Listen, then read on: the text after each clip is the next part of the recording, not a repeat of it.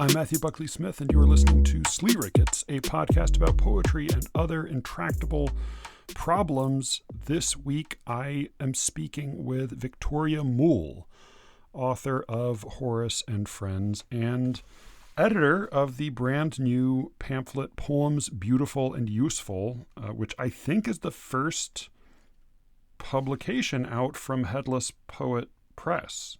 I just got my copy and read it. It's really good.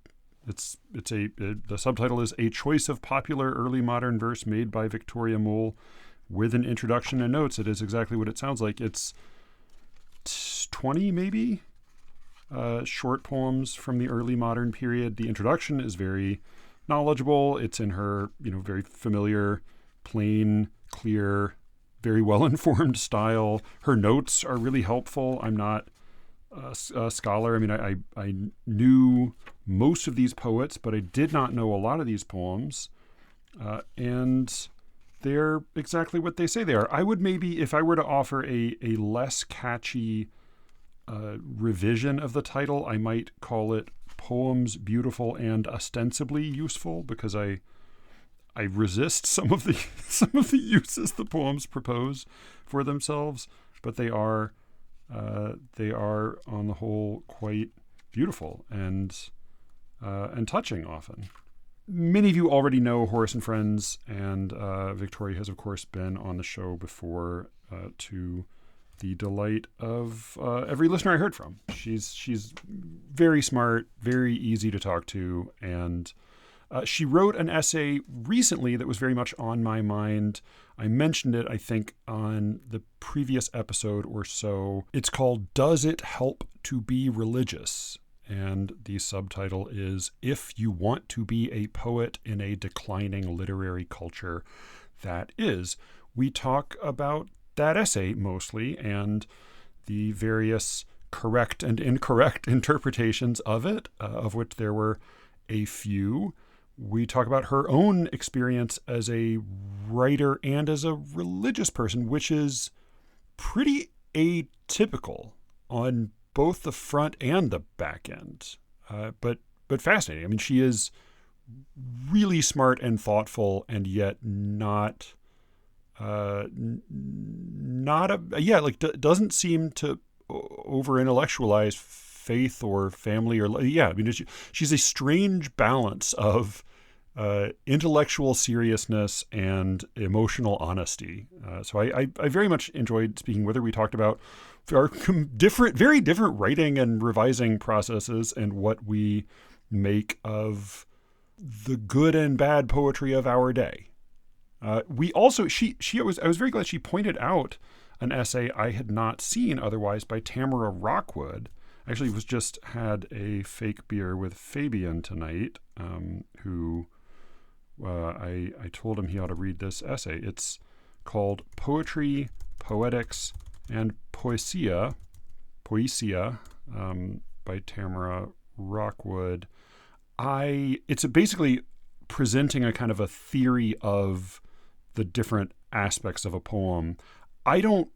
I think finally agree with her whole theory, but it does exactly what I want a good essay on poetry to do, which is that it raises questions and proposes new ways of thinking.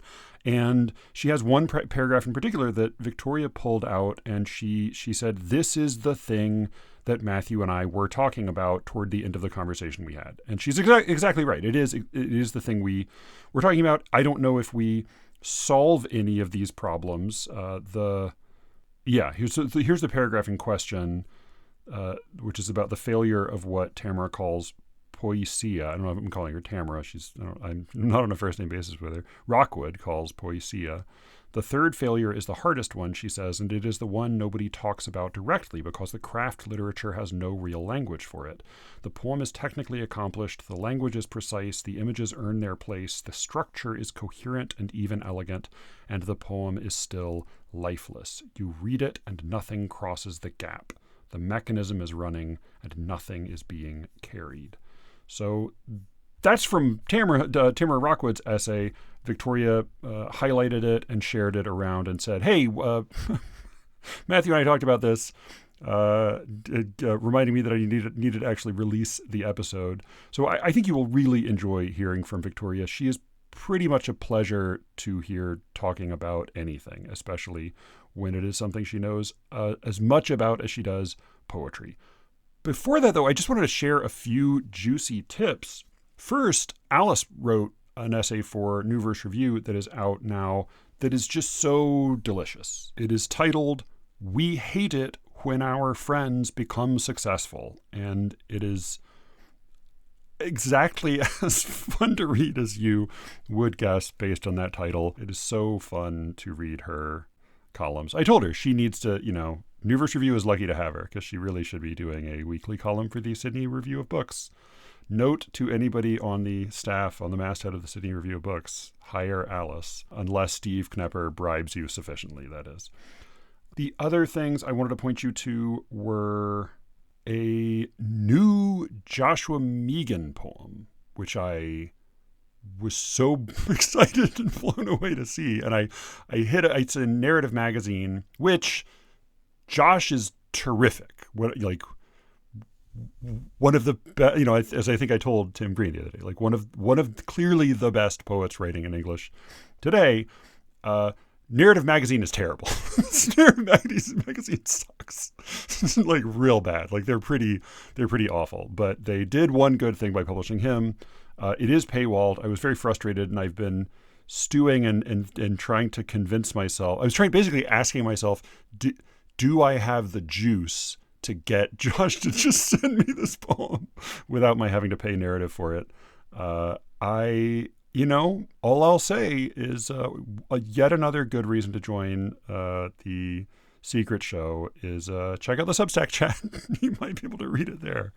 SLEERICKETS.substack.com. It's very good. It's like it is friendly and horrifying in the way that I don't realize until I encounter it again, and I think, oh, this is one of the qualities I most covet in Josh's work.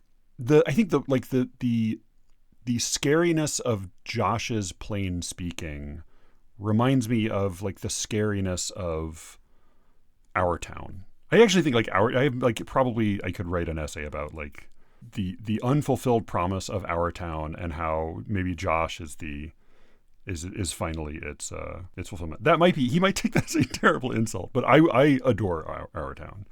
I know it is much despised. I'm a great admirer of it.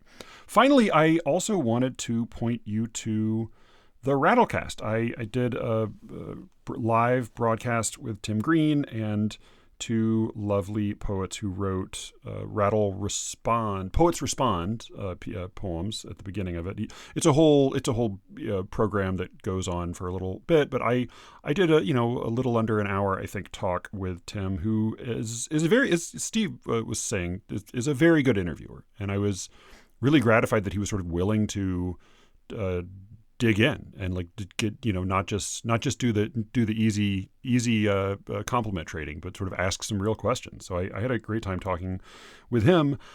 I'll also point you to the minor dust up in the comments section of the YouTube page. You can watch the whole thing recorded. A listener to the show pointed out something that we had missed. I think it was really a question of salience, but in a pretty heated fashion, he pointed something out that bothered him, and I thought he had a pretty good point, so I said so, and Tim disagreed, and I think it's worth reading all of it, because I feel like I learned from both of them. Even if I still think the listener has a good point, I am really grateful that Tim Green edits a big poetry magazine and yet still is willing to say things, like to express actual opinions in public, which it feels like most poetry editors are too cowardly to do. So I think in both cases it's sort of a question of salience. I may talk a little more about that on the Secret Show because it's been on my mind. But yeah, anytime I have talked for a while and then other people chime in and have stuff to say to me, I kind of feel like that's fair. Like, all right, I'll listen. Like I had plenty to say. I'll listen to what you got to say. So yeah, check out that recording and check out the slightly fiery comment section underneath the video. Okay. That's all the plugging I was going to do. Now here is my thoroughly enjoyable conversation with Victoria Moule of Horace and Friends and Poems Beautiful and Useful, out now from Headless Poet Press. For those on Nepotism Watch, yes, Headless Poet Press I learned about because the editor of it wrote a review of my book. So yeah, that's nepotism. But also, it's a really nice pamphlet. They did a really beautiful job with it. And it seems like he's got kind of a cool project going with this thing. So check that out. It's £7.50, which is probably like 400 US dollars now. I don't know. But it's good. Worth it. Worth it. Worth it. Here is Victoria Moule. I hesitated to publish this piece. I largely wrote it a little while ago, several weeks before I published it, which is unusual for me because usually I have to admit I write my Substack on Thursday morning and I publish it on Thursday afternoon. Because I work freelance, so I don't have, I can't afford to spend all week on it. And I like to think, there's a sort of, spontaneity to it as a result, although there were also always lots of typos. Anyway, this particular one I had actually written in large part quite a bit before and hesitated to publish it for lots of reasons, many of which I'm sure we'll get to. And in the end, I did publish it because I had a really high temperature that day and I didn't really feel like I could properly write something new. And so I had it as a sort of reserve that I could publish. But I was a little bit hesitant, partly because it's not the sort of thing I usually do, and partly because I thought it might be misinterpreted. I tried to kind of hedge that. I tried to tackle that worry in the piece itself. Pretty directly. You said, pretty directly, here are some ways in which you might misread this. Yeah, although nevertheless, lots of people did determinedly read it as saying what I tried very explicitly to say I wasn't saying. And that's fine. Obviously, any kind of internet piece, you have to accept people skim it, or they just read the first paragraph, or they just, they take the theme and they respond to the theme, and that's fine. There's nothing you can do about that. So yeah, it did feel like a little bit of a departure, and in that sense, a little bit of a risk. Although it is something that I've kind of thought about and sort of pondered for quite a while. And in fact, I ran a project sort of just before I stopped being an academic. I had a fellowship for a year, and I was running a project that was thinking really about Protestant Latin poetry in the 16th century. But I had tacked onto it some discussions with contemporary poets writing religious poetry, and in particular writing religious poetry when English wasn't their first language, because that was the kind of best parallel for the historical material that I was thinking about. So I did actually do a series of kind of workshops and sort of interviews around that project, which I also found really fascinating. So it's something I've been thinking about for a while.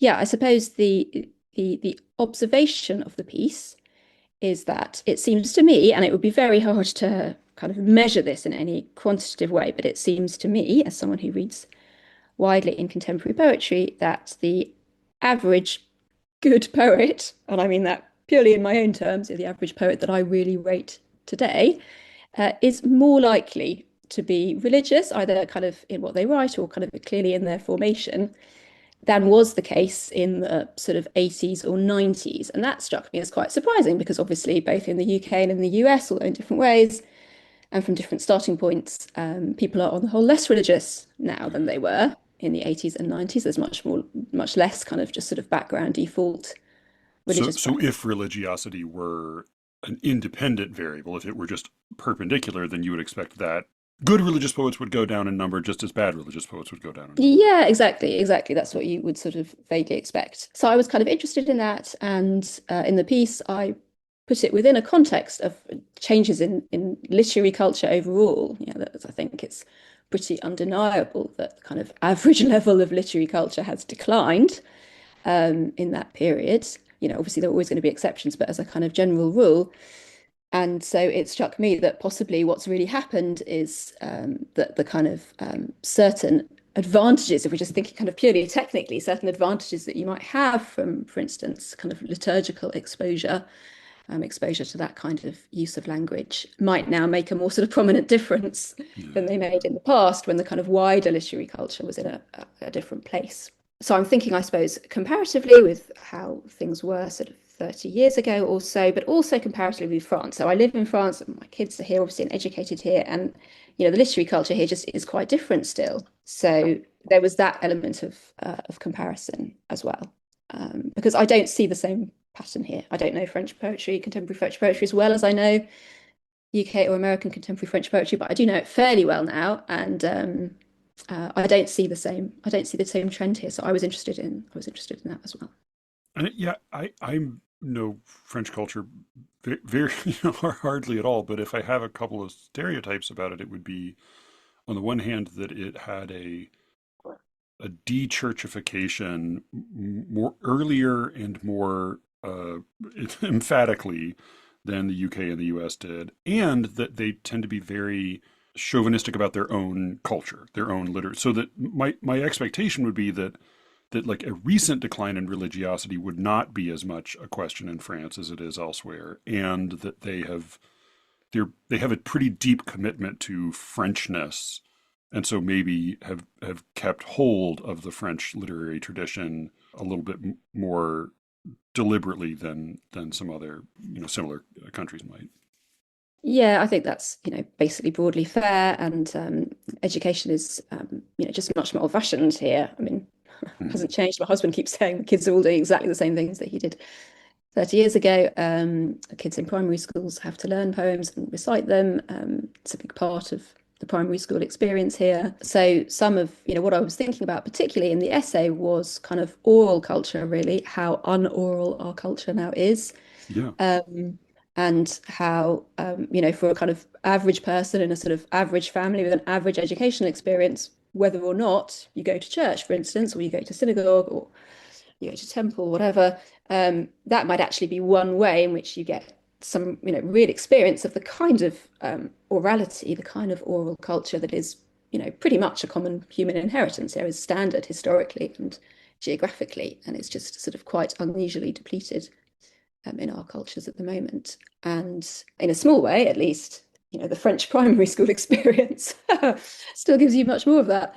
So yeah, I think there are cultural reasons. The place of religion in French culture, I think, is really fascinating, probably too big and complex a topic for us today, and not one that I'm really an expert in, but certainly something that I found really interesting, comparing it to the UK, where I'm from.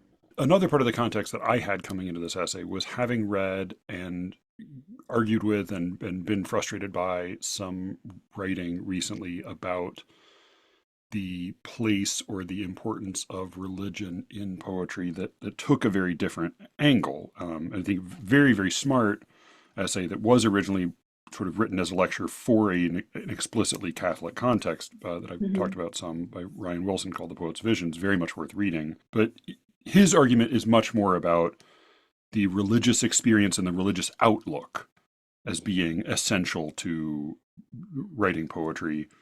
Part of what I found kind of fascinating about your essay is that it did seem to be more anthropological observation than call to arms.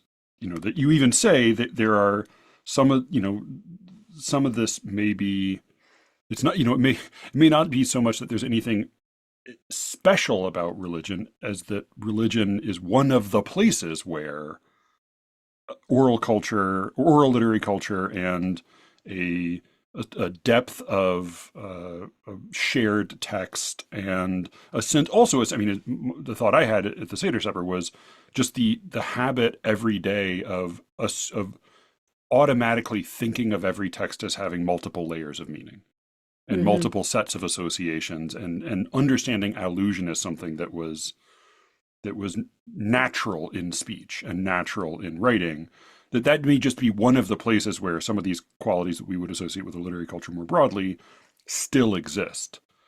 The question I found myself beginning to form as I was rereading this was that there's a kind of implied or maybe, I don't know how much you've pinned it down yourself, but there's an implication in here that basically there is a quality. One of the qualities that makes poetry better or worse is this thing that you might call depth or linguistic depth or I don't know, literary historical depth.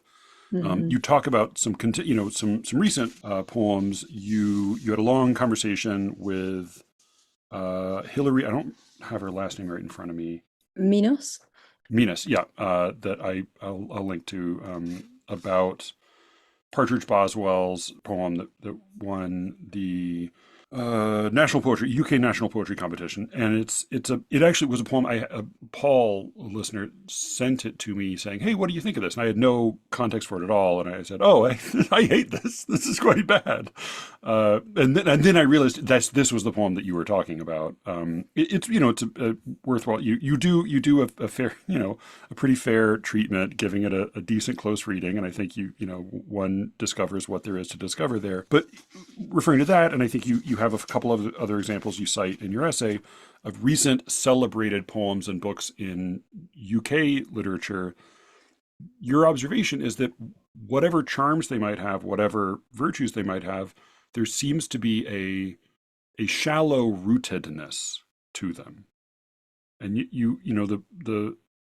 the kind of the first obvious measure of this virtue is how rewarding is it to return to this poem. Do you have a larger theory about what this quality is? If we're trying to identify what the various qualities of good poetry, I think memorability, poignancy, freshness, and of various kinds. One of these qualities is this thing you're feeling out the shape of in this essay, almost backing into it by remarking on this observation about religiosity. Yeah, so I think depth is a useful word, kind of roots is a useful word, tradition is a useful word, though of course as soon as you start saying that, people start accusing you of being some sort of crypto fascist. All these ways of thinking about how individual words and also the way that you put words together, even kind of rhythms, can call up a whole series of associations. So that doesn't just mean a kind of allusion in a sort of scholarly way or a kind of clever way or learned way. It's a much sort of broader phenomenon than that, I think, and speaks to many registers of language, speaks to things like songs and nursery rhymes and the whole history of a language or of a literature. I think that the Partridge Partridge, I've forgotten his name now. Partridge Boswell poem, I don't think is a great example in a way because it's not a well-written poem. It's a bad poem in lots of different directions. Yeah. And I think it shouldn't have won that competition. I don't think that's really controversial, but it's also not a great example because what's interesting, I suppose, as examples really are poems that actually are well written, that have lots of technical virtues. And rhetorical virtues that are even quite affecting, that use words, effectively, that avoid cliche, blah, blah, blah, blah, and yet somehow kind of still have this sense of a sort of shallowness within the language. And that's something I think that I feel like I see quite a lot now. Whereas perhaps at different periods of history, your kind of average mediocre poem would have been mediocre in a different sort of way. So, yeah, I think this does have something to do with sort of depth of literary culture and the extent to which it's kind of there in your mind. Yeah, because if you're at a non-conscious level, really, at a sort of subconscious level, kind of there to be accessed, that's sort of sunk in, you don't write a poem effectively. And that's something I think I mentioned in the piece. We're not talking about the person who sits down and thinks, okay, I'm going to write a response to Propertius's second elegy or something, or even Shakespeare's third sonnet. Or I haven't yet written a villanelle, I'm going to try and do that. Of course, those sort of exercises are super important for poets, but they don't usually produce kind of really good poetry because the really good poems emerge when all that's kind of happening somehow subconsciously or If they ever internally, do, kind of it's certainly not digested. because of that exercise. Yeah. Yeah, exactly. So if you sort of sit down to sort of think consciously that that's what you're going to do, it doesn't usually, and I'm not, that's nothing against these exercises, they're really important, but that's not really, that's not what I mean. I'm not talking about that kind of very self-conscious sort of putting yourself through your paces, but more about the kind of range of things that you have to draw on. And of course, we're all aware of I don't know, the neurobiology of it. Most of that stuff that goes in and stays in and really sinks deeply happens early on, by adolescence, probably at the latest, really. And so what you've got to draw on really, that kind of, that sort of well that you have to draw on for the rest of your life as a poet is to quite a large extent going to be determined by that, by those first couple of decades, I guess. I was reminded reading this of actually a conversation I had with Ryan, who wrote that other essay, The Poet's Vision, about when I think Joanna was pregnant with our first child, and I was talking to him about some of the thoughts I had on, my hope for them not to have a smartphone until they were 35, and to be, I will buy them lots of books before before I allow them to have a social media account, these sort of things. And I made some comment about, well, I wonder if they'll be missing out in one respect or another. And he said, oh, I'm sure they will be. I'm sure they'll be stunted in some, but because of whatever choices you make, you will limit them in some ways that maybe they will wish not to have been limited. But basically your choice is, well, which ways are you going to limit your child? I thought about like this Judith Polgar documentary, great Hungarian grandmaster.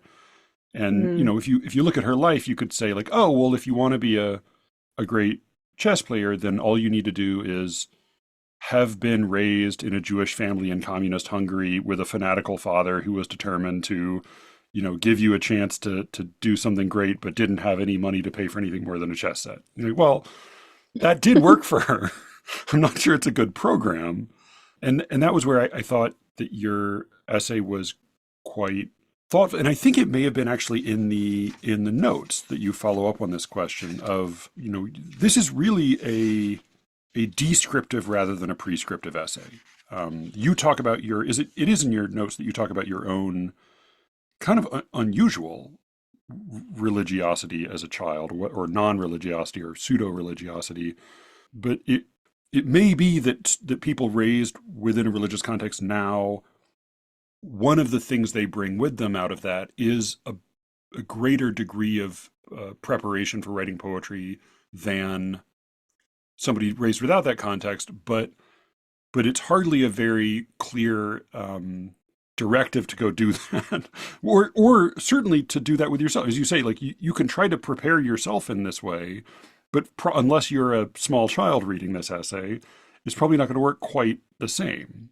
So this is as much as anything an observation about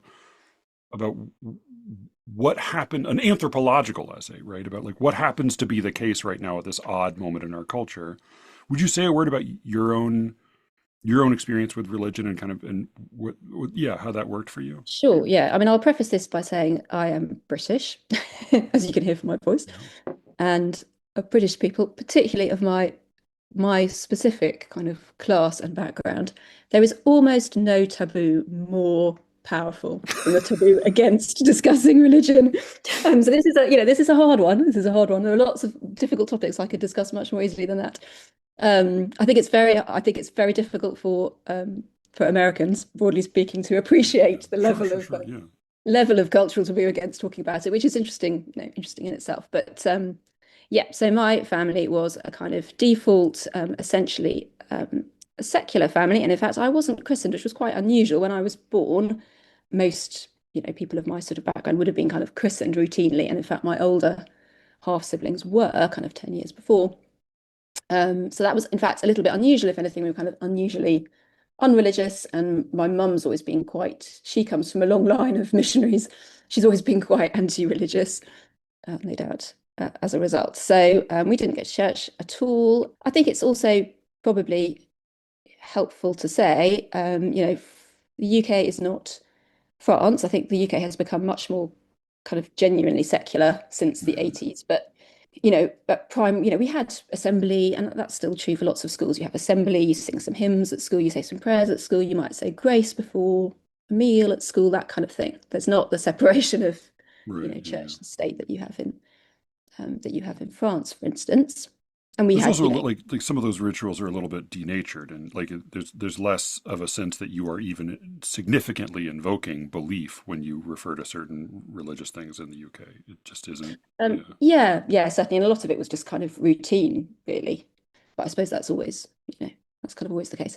So I had all that kind of fairly sort of average experience. I started going to church on my own when I was very young. I was about 8. To start with, I was only allowed to go when we were on holiday because when we were on holiday, you could walk to the church without crossing any roads, and I wasn't allowed to cross any roads on my own. You're like Um, a child who's allowed to have soda only on yeah, vacation, I but know it's really you lame. And can then go to when I was church about now. 10 or 11, I was allowed to go on my own at home because there was quite a big road to, I mean, not a big road really, but there was a road, a significant road to cross. So that, I mean, that in itself, I suppose, gives you a sense of my parents' attitude, which was that they weren't going to forbid it, but they certainly weren't going to Right. facilitate it Yeah. Yeah. either. I come from a very large, I've got four sisters, a very large family, and there was a lot going on in my family at that age. So really, harmless eccentricity was the least of anyone's concern. So yeah, I went to church on my own from a very young age, and broadly always have done. So I was kind of the exception, I suppose, that proves the rule because clearly you don't, really a child's religious experience and identity is in the hands of their parents. Yeah, a Yeah. kind of degree of I don't know 99% or something. So it's an unusual experience to have had. I did go. What made me go was explicitly to listen to the Book of Common Prayer, which is both a very beautiful text for anyone who hasn't read it. It's the kind of founding prayer book of what becomes the Anglican Church, although Anglican is not is a bit of an anachronistic description in the 16th century. It's essentially a 16th century text that was kind of updated a few times. It is theologically an extraordinarily sophisticated, interesting text as well, but it's also famously beautifully written. And if you haven't read it and you know English literature well, and then you read it, you will spot, hundreds of borrowed phrases and see how kind of deeply it sank into the cultural consciousness and to the kind of literary tradition, because these are the things that you're saying, potentially even every day if you're a devout person and you go to evening prayer regularly, and if not, at least kind of every week. So in terms of kind of church style, that is a liturgical tradition. It's not the kind of Anglicanism with which I, by default, grew up, was not a very sacramental tradition. So it was quite unusual to go to communion, for instance. So it was much more a matter of morning prayer and evening prayer. And these are liturgies centered around the Psalms, really, actually, more than anything else. So quite a distinct kind of, this is not Protestantism in a kind of non-liturgical sense. This is highly liturgical style of worship, but it's not really a sacramental tradition.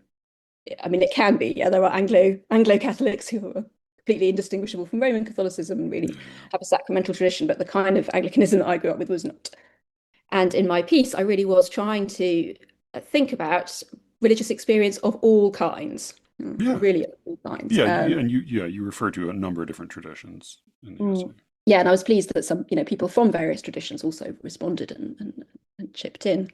Yeah, and you refer to, there being, people maybe coming from another language, coming from another culture, having, basically like having the advantage of a linguistic culture that is not English on top of their exposure to Mhm. English. It Yeah, seems often absolutely, to be because an you do advantage. often, I mean, if you're worshipping, you're often either using another language, obviously, which many traditions do, or you're using, in many cases, a kind of traditional translation of an ancient language, or a very literal translation, which even in itself can be a little bit, strange, a little bit alienating. And the Book of Common Prayer that I like listening to so much is written in 16th century English, so that's not, it's not the English of today.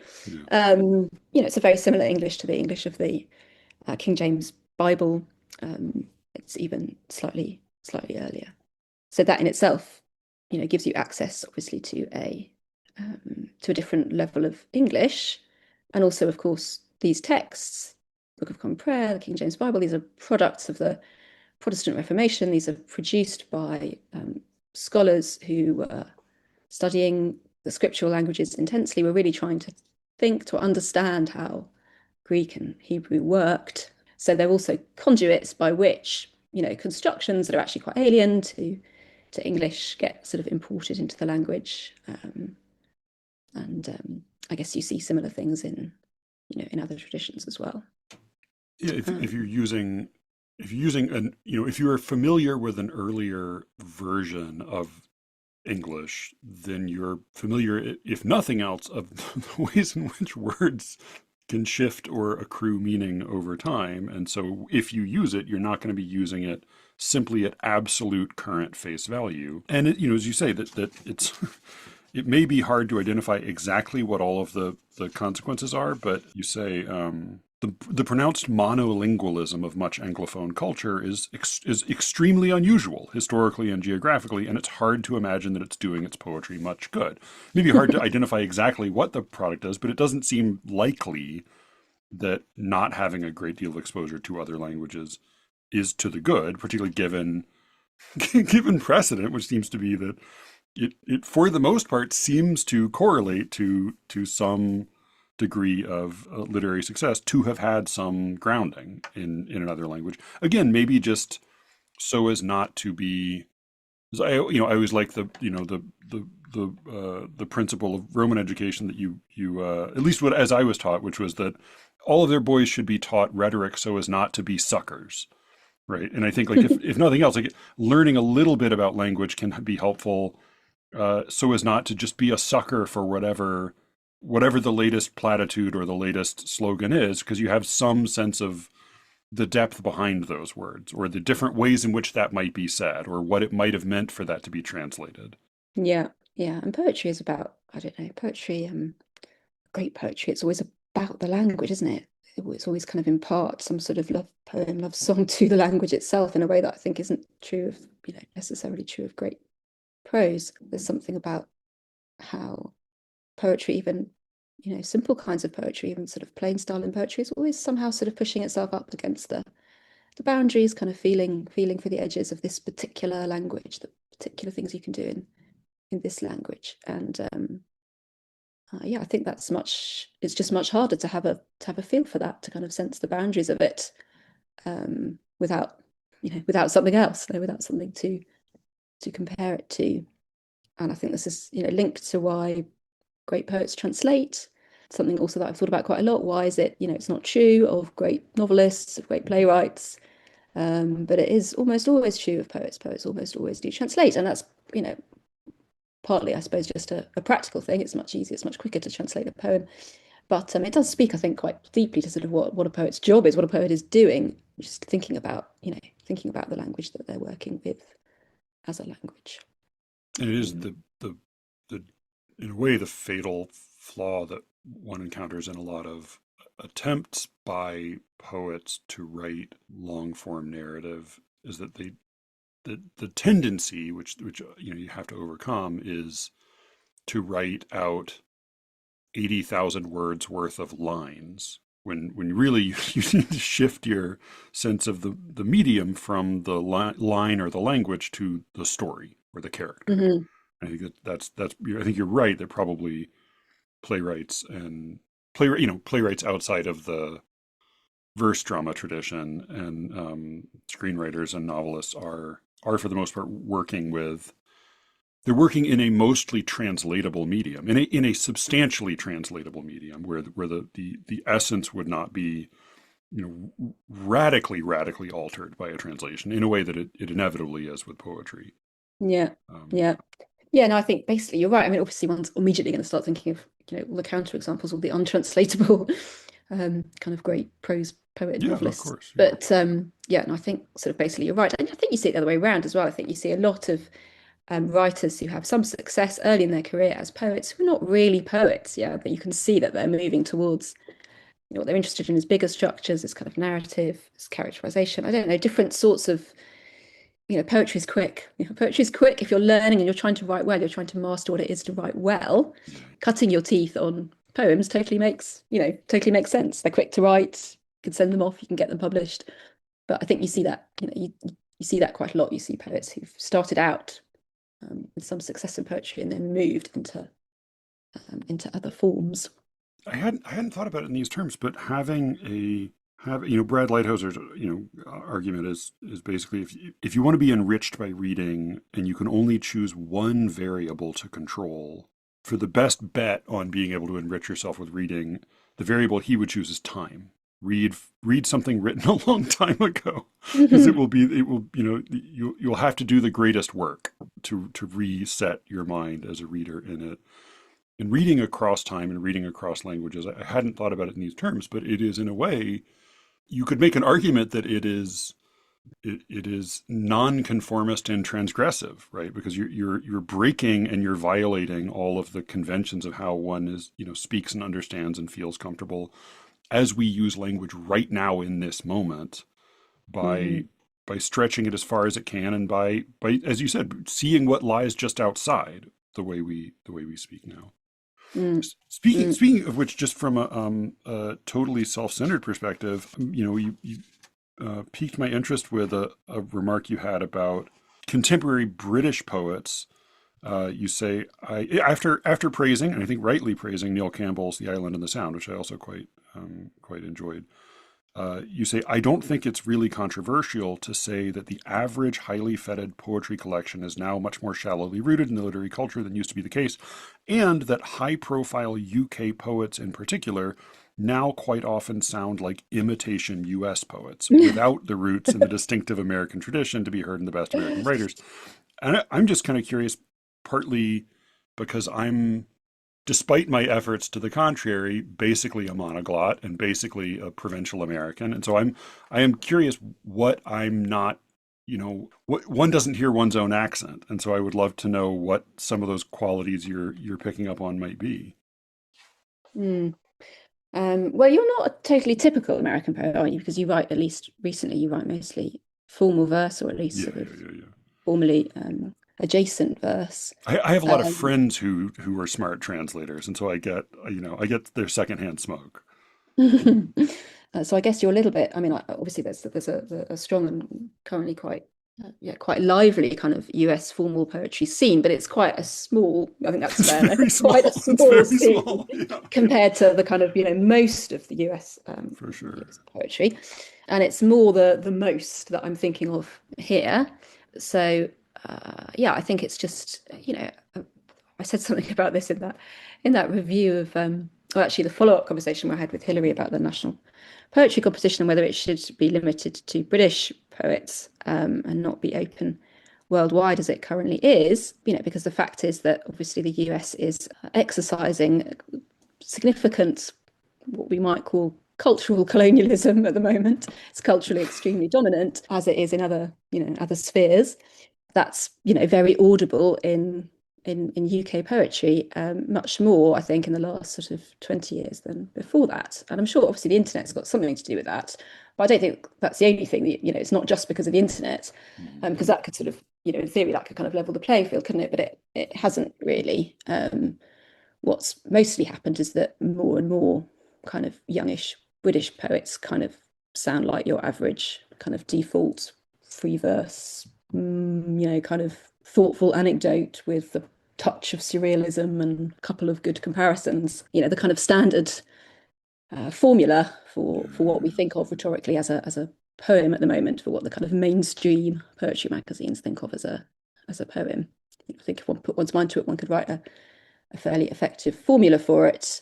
And it seems to me that that's quite samey at the moment across both the US and much of the UK, although the UK does have actually quite a different tradition. So one thing that sort of annoys me about this is starting to see people in the UK make claims about UK poetry which just aren't historically true.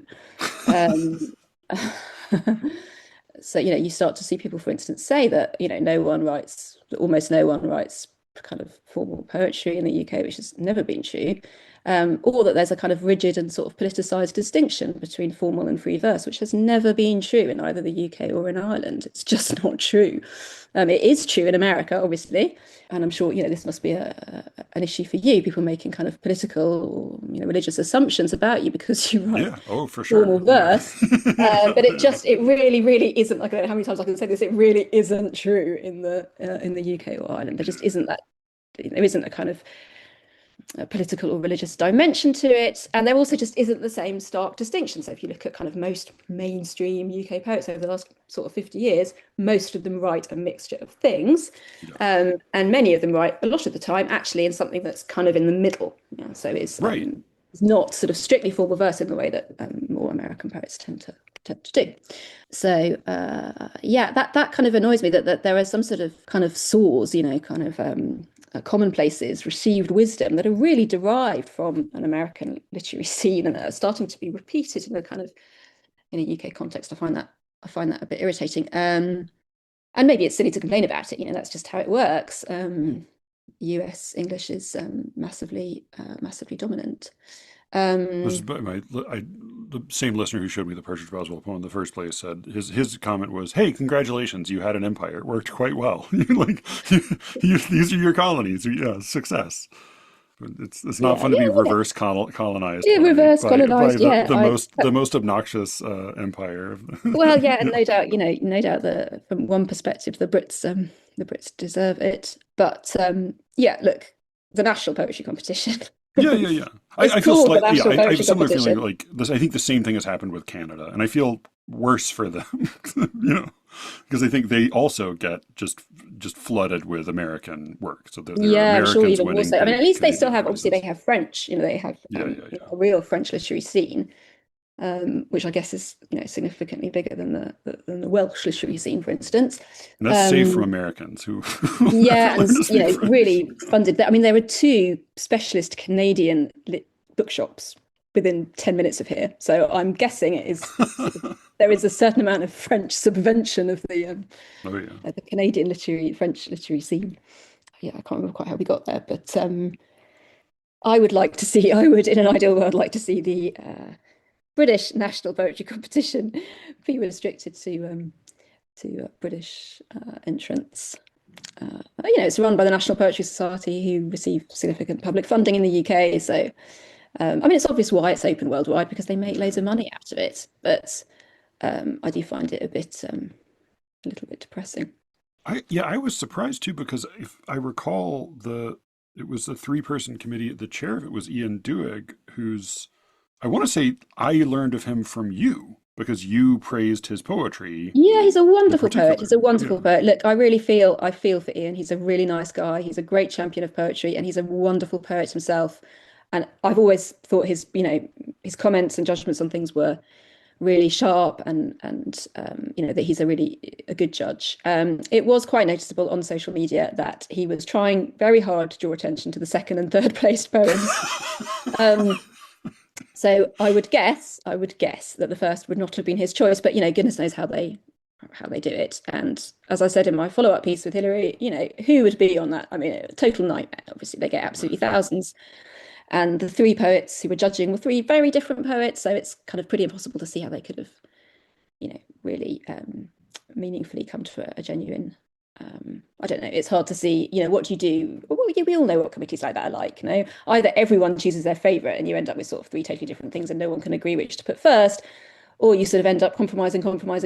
Everyone knocks out the, all the more interesting ones.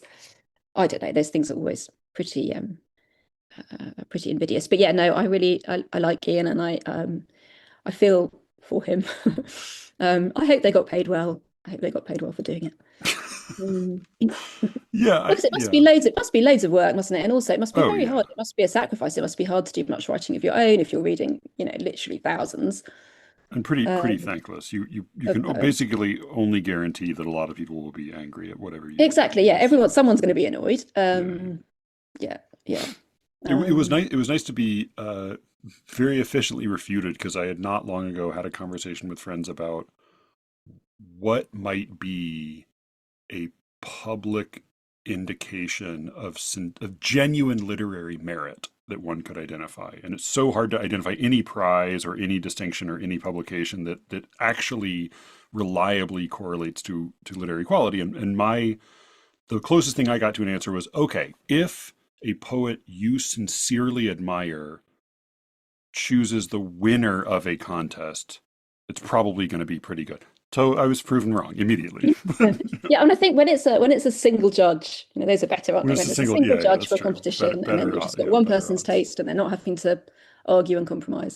That was the first half of my conversation with Victoria Moule, author of Horace and Friends and editor of Poems Beautiful and Useful, out now from Headless Poet Press. to hear the second half of our conversation, in which we continue our discussion of whether it helps to be religious or not to write poetry, and really get into more of the personal end of things, both concerning religion and concerning poetry writing and editing and throwing out, in my case. It's pretty good discussion. I think if you enjoyed the first half, you will like the second half. Go to SLEERICKETS.substack.com to hear that. Sign up for the secret show. If you put your email address in, I will give you a week's access for free after that. It's really fucking cheap. If you would like to support the show by giving a little extra, you can sign up to be a founding member, a motherfucker of the arts. You can actually decide how much you want to contribute. If you would like to donate a little bit to the cause, you can go to SLEERICKETS.com, go to the upper right-hand corner and click chip in. You can donate directly to the show. And if you would like to listen to the secret show, but you can't afford it, send me a note at SLEERICKETS@gmail.com and I will hook you up. If you would like a copy of my chapbook, The Soft Black Stars, send me postage and I'll send it to you at cost. You can go to the same donate button, chip in at SLEERICKETS.com. Send me $5, send me your email address. Sorry, send me $5, send me your mailing address, and I will mail you a copy. If that's in the States, if it's outside the States, send me an email and we'll figure it out. I don't like to brag about numbers, but I did discover a number today that I thought was notable, which is, I get that I don't read the reviews on Goodreads, but you can Goodreads, but you can see, how many people have given the book a rating, and they divide that number up by how many stars each rating was. So I think like if you see a book and it's all 100% 5.0 5 stars, you think like, well, that's phony baloney. But that is most poetry books are just 5 stars, especially small ones. I was a little bit surprised because I had some 1-star reviews, and I thought it takes a special effort to go on Goodreads and decide to give a book of poetry 1 star. Now, to be clear, I am not complaining. I honestly take it as a compliment. So I think it's great. I love it. If you are Goodreads, don't take down the 1-star reviews. Leave them in place. But out of curiosity, I thought I would check on some other poetry books.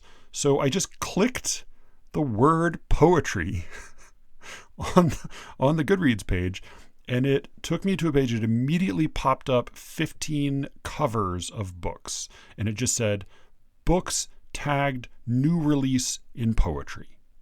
So these are just 15 samples of books that were poetry and that were new releases. And there was a good range. Some of them were tiny books. Some of them were huge books. Some of them were old dead guys. Some of them were brand new, different identities, different countries, different languages of origin. It was a variety. So I went through all of them, all 15. Now, 2 of them were novels about poets, so I scratched those off the list. But of the remaining 13, I counted up all of the 1-star reviews.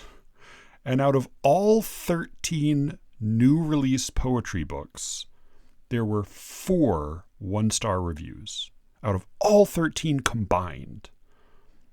My chapbook currently has 5 1-star reviews.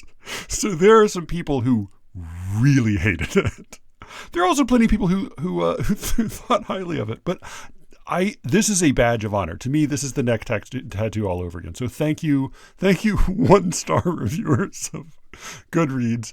This is a special concentration of hatred that is reserved for only the most loathed poetry books to come out on Goodreads. If you would like a copy, go to SLEERICKETS.com, click chip in, give me $5, and that is the cost of postage. I will send you a copy. Give me your mailing address, and I will post one as soon as possible. Thank you all for listening, and with any luck, I will be speaking to you again very soon. Until then.